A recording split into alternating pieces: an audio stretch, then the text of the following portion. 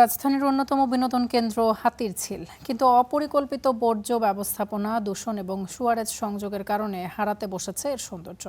একই সঙ্গে জলাবদ্ধতা এবং পরিবেশ দূষণের ঝুঁকিতে রয়েছে নগরীর খালগুলো। পরিস্থিতি বদলাতে হাতিরঝিল এবং মিরপুরের মুসলিম বাজার খালের পরিচ্ছন্নতা কার্যক্রম পরিদর্শন করেছেন স্থানীয় সরকার প্রতিমন্ত্রী মীর শাহে আলম। দিয়েছেন দ্রুত সংস্কার এবং দখলমুক্ত করার নির্দেশনা। দীর্ঘদিন ধরে পরিচ্ছন্নতা, দূষণ এবং পয়ঃনিষ্কাশন ব্যবস্থার নানা সমস্যায় সমালোচনার মুখে থাকা হাতিরঝিল পরিদর্শনে যান স্থানীয় সরকার প্রতিমন্ত্রী মীর শাহে আলম। পরিদর্শন শেষে প্রতিমন্ত্রী জানান, হাতিরঝিলের হারানো সৌন্দর্য পুনরুদ্ধারে দ্রুত কার্যক্রম চলছে।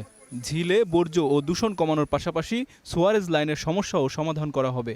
দর্শনার্থীদের নিরাপত্তা নিশ্চিত করতে রাজুকের মাধ্যমে আনসার সদস্য মোতায়েনের পরিকল্পনার কথাও জানান তিনি। পরিষ্কার পরিচ্ছন্ন শেষ করে আপনার রাস্তার দুই পাশে ফুলের গাছ লাগিয়ে লাইটিং করে সিসি ক্যামেরা থাকবে এবং এখানে অনেক ছিনতাইয়ের অভিযোগও থাকে রাতের বেলায়। এই বিষয়গুলোর জন্য এখানে রাজুকের পক্ষ থেকে আমাদের আনসার নিয়োগের সিদ্ধান্ত আছে। সিওয়ারেজ লাইন সেটা দাসেরকান্দিতে যাবে। এটা একটু লং টাইমের ব্যাপার, 2 বছরের মতো সময় লাগবে। তার আগে আমরা কিছু পরিকল্পনা নিয়েছি যাতে এটা যে ভাসমান যে আবর্জনা ময়লা সেটা যেন না থাকে।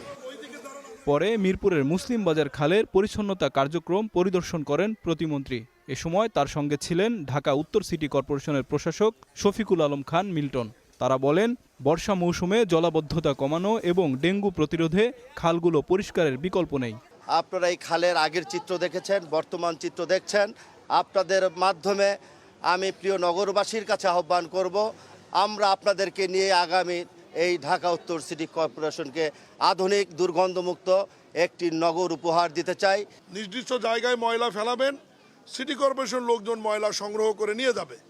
এরপরে যদি কোনো বাড়ির মানুষ তার বাড়ির সামনে খালের উপরে বা মধ্যে যদি ময়লা আবর্জনা ফেলে, আমাদের নির্দেশনা দেওয়া আছে, সিটি কর্পোরেশনের এক্সিকিউটিভ ম্যাজিস্ট্রেট সাহেব আসবেন এবং বিধি মোতাবেক তাদের জরিমানা করা হবে।